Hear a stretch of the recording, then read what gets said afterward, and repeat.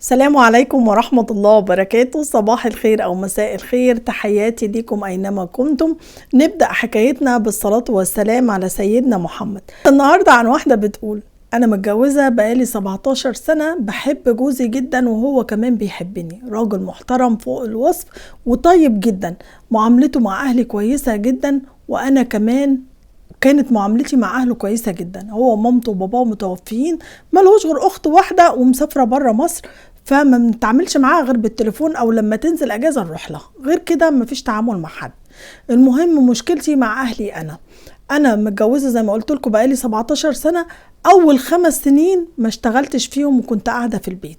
بعد كده جبت الولاد ولقيت نفسي زهقانة، عايزة أعيش في مستوى غير المستوى اللي أنا عايشة فيه. المسؤوليات زادت وعايزة أحسن من مستوانا فقررت إن أنا أشتغل. أقنعت جوزي بعد معاناة إن هو أنا مش هأثر معاهم في حاجة، وإن أنا اللي عايزة أشتغل، وهو كان رافض فكرة الشغل أصلا، وقال لي أنا اللي مسؤولة عن البيت وأنا اللي ملزم إن أنا أصرف على البيت، هو أنا مقصر معاكم. المهم اللي أنا أقنعته إن إحنا لازم مستوانا يبقى أحسن شوية، وده قرش للولاد وكلام من ده كتير. المهم اقتنع في الآخر واشتغلت. فضلت شغالة شوية. بعد كده لقيت من ساعة ما أنا اشتغلت إخواتي كانوا معترضين. الصبيان، إخواتي الصبيان دول كانوا متجوزين وعايشين مع أمي في نفس البيت وحياتهم واحدة مع بعض. ليا أخت تانية كانت متجوزة وبعد كده انفصلت عن جوزها، وكان السبب في انفصالها كانوا إخواتي الصبيان. المهم اختي دي من ساعة ما انفصلت عن جوزها، هم بقى من ساعتها وهم حاطيني في دماغهم: انت لازم تسيبي شغلك وتيجي تخدمي امك وابوكي. طب ما انتوا عايشين عيشة واحدة وستاتكم معاهم واختك كمان موجودة. لا، احنا مش مرتاحين في العيشة مع اختك احنا ابوكي هيبني لها اوضة فوق السطوح وتقعد فيها بمنافعها، ملهاش علاقة بامك وابوكي، انت الكبيرة لازم تيجي تخدمي امك وباباكي. المهم بقيت اروح ازور امي وابويا 3-4 مرات في الاسبوع، وازور اختي كويسه فعلا، وفعلا كانوا هم السبب في خربان بيتها. السبب اللي اتطلقت عشانه كان ممكن الحياه تعدي، كان ممكن يصلحوا الموضوع وتمشي. لا، هم كانوا عايزين واحده تيجي تخدم امي. ومن ساعه ما اتطلقت اختي وهي بتقول لهم: انتوا السبب، انتوا اللي خربتوا حياتي. دي كل مشكلتهم مع اختي، عشان كده مش عايزين يتعاملوا معاها. المهم هم متغاظين جدا ان انا مستوايا بيبتدي يتحسن، ان انا علاقتي بجوزي كويسه، ان انا بساعد جوزي. كل شويه يروحوا لامي وابويا ويزنوا على دماغهم: لا، بنتكم دي الكبيره، هي اللي لازم مسؤوله عنكم، هي اللي لازم تيجي تخدمكم، وكلام من ده كتير.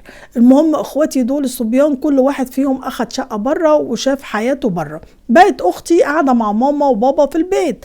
لا، هم مش عايزين كده، ومش عايزينها تنزل تقعد تحت في الشقه تحت. لا، تفضلي قاعده في اوضتك فوق، مالكيش علاقه بامك وابوكي، تنزلي تبصي عليهم وتطلعوا. خدمه امك وابوكي مسؤوليه اختك الكبيره، هي اللي لازم تيجي، هي اللي لازم تخدمها. المهم من فتره كده حصل مشكلة بسبب الموضوع ده، وقلت لأختي: انتي ليه تطلعي، ليه تسمعي كلامهم؟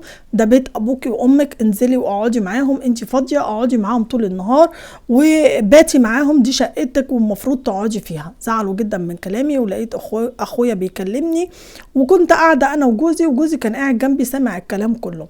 المهم أخويا في وسط الكلام راح جاي غلط فيا وشتمني شتيمة مش كويسة. جوزي راح واخد مني التليفون وراح مكلمه: انت ازاي بتكلمها كده، ازاي الشتيمة اللي انت بتقولها لها؟ راح غالط برضو في جوزي وراح قايل له كلام ما يصحش. جوزي اتضايق جدا وقال له: هم مش هيحكموا بيتنا، طب انتي بقى مش هتروحي تاني هناك. وحلف عليا ان انا ما اروحش عند امي. وفعلا قعدت فترة 2 ما بروحش عند امي، بس بكلمها في التليفون او بكلمها فيديو كول، وهو كمان معايا بيكلمهم. الموضوع كله كان بسبب عند اخواتي ان هم مصممين ان انا اقعد من الشغل.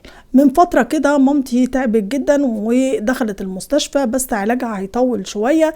بقيت قاعدة اتحايل على جوزي ان انا اروح، وفعلا وافق ان انا اروح لامي، بس بشرط ان انا ما باتش في المستشفى عشان معايا عيلين محتاجين برضو خدمة، وهو ما قصرش في خدمته وشغلي.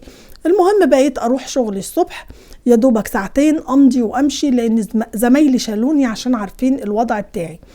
بقيت انا اقعد بامي لغايه الساعه 6 بعد الظهر، واختي تيجي تبات بامي وتقعد معاها وتشوف طلبات بابايا الصبح في البيت.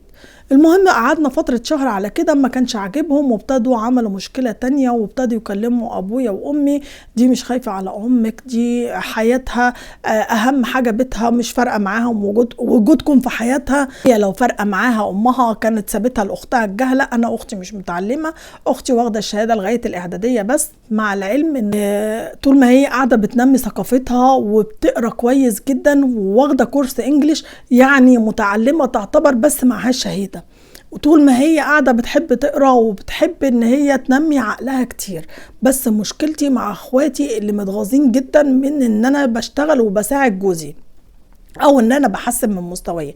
مش عارفة هما بيعملوا كده ليه. المهم اقنعوا ابويا وامي ان انا لازم اسيب الشغل واجي اقعد مع ابات يعني ليل ونهار مع امي، واروح ابص على جوزي يوم واحد في الاسبوع. هم بيحكموا عليا بناء على ايه؟ جوزي رفض الموضوع ده نهائيا وقال لي لا، زي ما احنا ماشيين تروحي الصبح تبصي على امك، تطلعي من الشغل على امك، دي براحتك. انا ما اقدرش اقول لك عايزه تقعدي من الشغل اقعدي، انا ما اقدرش اكلمك في موضوع الشغل، انت عارفه ان انا شايف بيتي ومسؤولياتي كويس قوي، بس اخواتك مش هيمشوا كلامهم علينا، اخواتك مش هيحكموا بيتنا، كل واحد حر ببيته. هم اخواتي كانوا ساكنين مع ابويا وامي، وكل واحد فيهم اخد شقه بره عشان ما يخدموش امي. انا كده صح اللي انا عاملاه؟ انا بقيت محتاره بين امي واخواتي ومش عايزه اخسرهم، وبين جوزي بيقول لي لو نفذتي اللي اخواتك عايزينه انا هطلقك وتروحي تعيشي عند امك على طول. انا مش عايزه اخرب بيتي ولا عايزه اخرب حياتي زي اختي. وبيقولوا لي انت مش احسن من اختك، انت الاخت الكبيره اللي متعلمه اللي المفروض تشيلي ابوكي وامك. عمالين يحسسوني بالذنب بان انا مقصره مع ابويا وامي نهائيا، من العلم ان انا مش مقصره معاهم خالص، وانا واختي متفاهمين جدا في الموضوع ده. مش عارفة هم متحملين علينا كبنات ليه وهم مش قايمين بواجباتهم. هل انا اعمل اللي هم عايزينه ولا اخليني ببيتي زي ما جوزي ما بيقولي وامشي تبع طوع جوزي؟ انا مش عارفة اتصرف ولا اعمل ايه، وشايلة هم امي المريضة لحسن يحصل لها حاجة بسبب الموضوع ده وابقى انا السبب، عشان هم محمليني ان انا السبب في عدم اهتمامي بامي. كده انا مش مهتمية بامي وابويا ولا ايه؟ اعمل ايه؟ مش عارفة اتصرف ازاي بصراحة.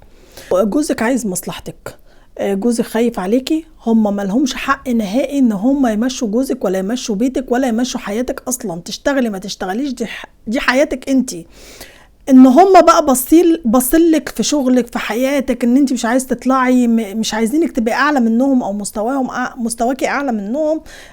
الله اعلم، دي حتة غيرة، دي حتة مش عايزينك تطلعي قدام، الله اعلم ايه السبب. ممكن يكون كمان مش عايزين اختك تقعد مع مامتك وباباكي في الشقة عشان لما لا قدر الله بعد عمر طويل ما تاخدش هي الشقة وتفضل قاعدة فيها، عشان كده طلعوها منها ورموها بره. من باب اولى اللي عايز يخدم، انت مش مقصرة خالص مع امك، اللي عايز يخدم يروح يخدم، هو يروح يحكم على بيته وعلى مراته ان هي تقعد تخدم امك وابوكي. من باب اولى ان هم يحكموا عليه وما يحكموش على الراجل. كانوا هم المفروض بدل ما يتهربوا من المسؤوليه ويسيبوا ابوكي وامك كل واحد لوحده ويشوفوا شقق بره، كان من باب اولى ان هم يفضلوا قاعدين مع ابوكي وامك ويشوفوا طلباتهم ويشوفوا خدمتهم. بس هم فكروا في نفسهم، هم ما فكروش في ابوكي وامك. انت مش مقصره معاهم، هم عايزين يوصلوا لك احساس الذنب ان انت مقصره مع ابوكي وامك، مع العلم ان انت مش مقصره. اعملي اللي تقدري عليه، خليكي زي ما انت، عيشي بيتك وحياتك وولادك هم اهم شيء عندك. بعد باباكي ومامتك بعد عمر طويل يعني محدش هيشيلك. اديكي شايفه هم مبهدلين اختك ازاي، اللي طلقت بسببهم وزعلانين اللي هم بتقول هم السبب. الله اعلم، ممكن يكونوا هم فعلا اللي خربوا حياتها وانتي بتقولي هم اللي خربوا حياتها. عايزينك تبقي زيها، عايزينك تبقي مذلوله، مش عايزينك يشوفوكي مبسوطه في حياتك. الله اعلم بقى، دول مرضى عندهم مرض نفسي، ان هم بحب التملك، حب الذات، حب ان هم عايزين يبقوا هم اللي مسيطرين على كل حاجه ومسيطرين على بيتك. لا، من باب اولى ان هم يسيطروا على زوجاتهم، ان هم يخدموا ابوكي وامك، يجيبوا حد يقعد بيهم. بس انت ما قصرتيش مع ابوكي وامك، خليكي زي ما انت، اعملي اللي انت عايزاه. اوعي تحسي بان انت مقصره معاهم في حاجه، لا انت مش مقصره، انت مواظبه على شغلك وعلى بيتك وعلى باباكي ومامتك. اختك من باب اولى هي اللي فاضيه، هي اللي تقعد بيهم. هم ناس طماعه، باصين لقدام، باصين لشقه امك وابوكي، لما بعد الشر يحصل لهم حاجه اختك هي اللي هتاخد الشقة، هم مش عايزين كده ومش عايزينها تفضل قاعدة فيها عشان ما تبقاش الشقة بتاعتها.